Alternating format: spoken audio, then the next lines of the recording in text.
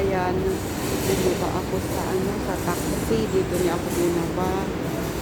So, pinasakay ako dito sa escalator. Papunta dito sa may sa Worldwide Central.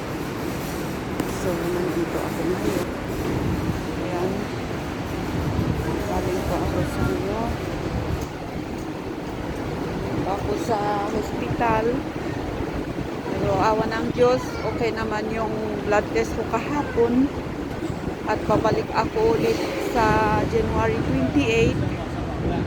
I-check daw ulit kung okay na yung bato sa aking gallstone. Sabi ng doktor kanina.